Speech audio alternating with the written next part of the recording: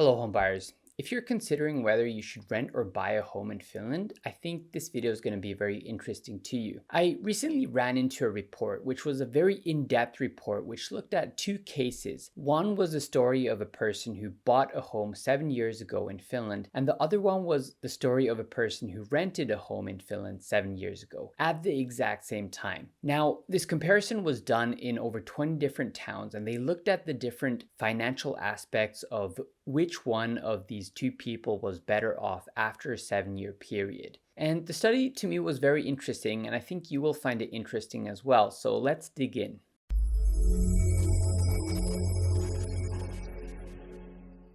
So I think this report was made in a very interesting way. It was made by Kiinteistömaailma, which is a company that sells homes to people. And so of course it's important to keep that in mind when looking at what they did. But that said, I do think that they did a good job with looking at the math and everything. So let me just set the stage and we'll go through what they did. So they took a time sample of 6 years. They assumed that it's 2015 and there's two people. There's Maija and Matti. And Maija decides to buy a home in 2015, whereas Matti decides to rent a home in 2015. And they went back, they looked at the price of the rents, they looked at the price of the average homes in different towns in Finland, and they looked at the maintenance fees and stuff like that. And then they started to go forward in time to 2021. And they summed up all of the values to see what were the expenses of Maija and what were the expenses of Matti. And through that, they were able to say which one of them was better financially off after this time. So in order for the situation of Maija and Matti to be comparable, what they did is they assumed that all other factors are the same. So they have the same income, they have the same amount of savings, they have the same amount of money that they can put into their housing. And most importantly, they kept the monthly fees the same for both Maija and Matti throughout this whole experiment. And there were also some other factors that have slight effects on the results.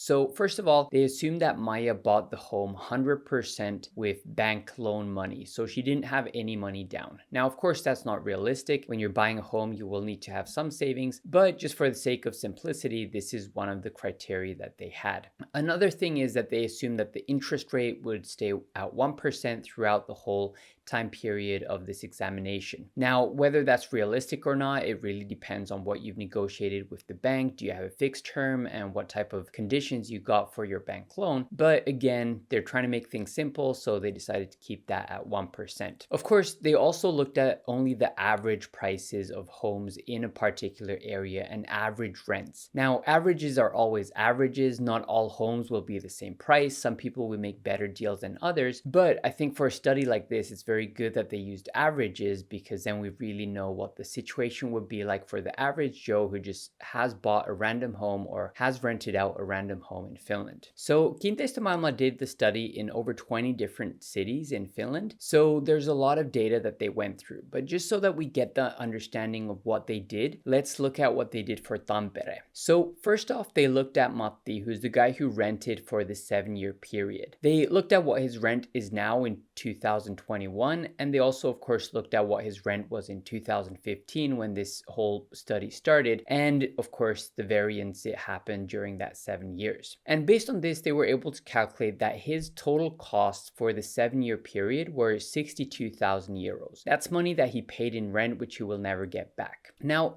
they compared this to Maija, who is the lady who bought the home at the same time as Matti. Now, again, to make this comparable, they had the same amount of fixed expenses. So in 2021, when the study ended, her monthly fees would have been 760 euros, just like Matti's. Now, this 760 euros, of course, includes maintenance fees, it includes her loan payments, and the interest that she's paying to the bank. So not all of this money would be hers, even if she would end up selling her place after the 7 years, because of course, some of these expenses are unrecoverable. She's never going to get the maintenance fees back, she's never going to get the interest rates back, and so these unrecoverable costs add up to 30,000 euros in the 7-year period. But during the 7-year period, also the value of her home went up 35,000 euros. So when we compare these numbers, we actually find out that Maya was better off by 69,000 euros during this 7-year period. Now, that 69,000 euros includes how much her apartment went up in value, but also she's been paying off her loan, so of course that also is calculated in this sum. So Tampere did pretty well. Maya was definitely the winner because she had bought a home for herself 7 years ago compared to Matti. So let's look at the other cities then. So as you might guess, the capital region did really well. So anyone who would have bought a place in Helsinki, they actually made 130,000 euros compared to the person who rented a place for that 7 years. Espoo, 88,000 euros, Vantaa, 66,000 euros. So in all of these cases, it was definitely the person who bought the place who was better off than the person who rented. Now, this doesn't come as a surprise if you're somewhat familiar with the trends of how house pricing have increased in these towns. So we have Helsinki, Vantaa, Turku, Espoo, Tampere, these places where house prices have went up. So of course, whoever bought a home in these places 7 years ago, they've done fairly well just because the overall trend has been positive for them. And of course, during that time, they've been paying off their own home. So even if home prices did not go anywhere, they would still be the winner. But what would the situation look like if house prices actually had gone down? Well, fortunately, we can actually look at the situation in places like that as well. So here we have a chart from Tilastokeskus, which is the statistical office in Finland. And we actually find that in quite a few places in Finland, house prices have went down since 2015.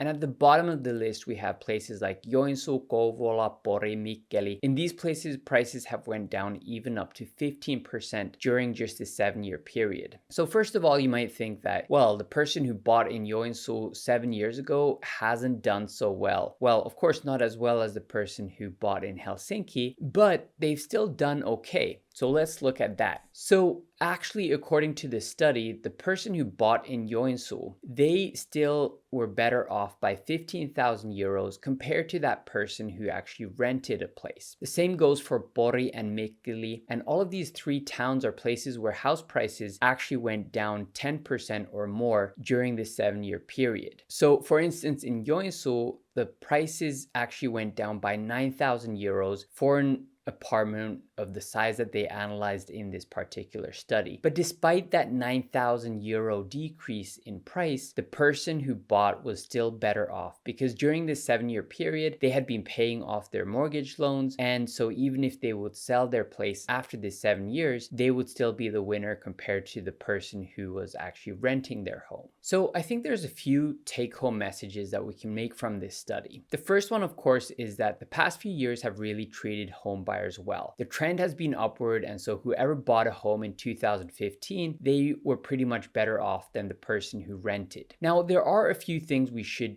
note, however. The first is that these are average prices. So of course, there's going to be people who made better deals, but there's going to be those who made worse deals. And for some of those who made worse deals, they may not actually be better off than that person who rented. So you do really need to know what you're doing. Now, of course, in the capital region, the markets were more forgiving because prices went up more. So even if you did do a bad deal, you still ended up being a winner compared to the person who rented a home. However, the markets were not quite as forgiving in some of the other parts of Finland, so you may not have actually been a winner in that situation if you made a bad deal. Now, the other thing is that I'm not sure whether this study actually considered renovation costs, and those can really be a burden on a homeowner because you need to pay those expensive costs, and those can be tens of thousands of euros. So if this study did not take those into consideration, that would really flip the equation for some of these homeowners, especially those who bought in places where prices went down. They did not make that much money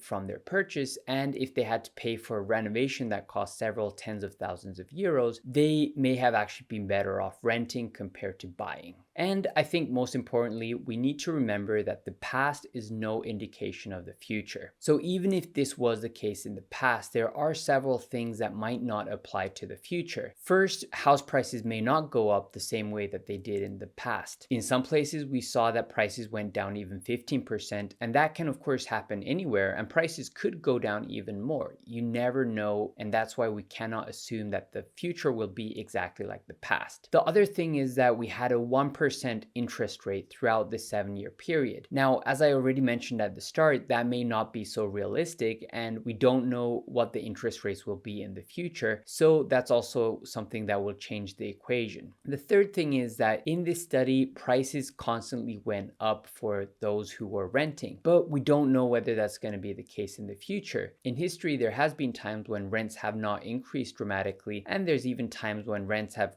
gone down slightly. So if that were the case, then again, the equation would switch a little bit and we would come to different conclusions. Now, especially in 2022, when I'm making this video, there's a lot of uncertainties in the market. You read the financial news and you'll hear talk about inflation, higher interest rates, stagflation, potential economic collapse, and all of these financial news and financial experts trying to say what the future may hold. Now, of course, none of us know for sure, but I do think it's a time when you really need to be careful of when buying a home in Finland, because there are a lot of aspects to take into consideration. Now, I do think that in any market situation, there will be good opportunities to buy homes, especially if you're buying a home for yourself, but you do need to navigate the market more carefully in uncertain times. And to help you out in this, I've actually put together an online webinar, and I would ask you to join that webinar. You can find more information about it on my website at www.micasaconsulting.com.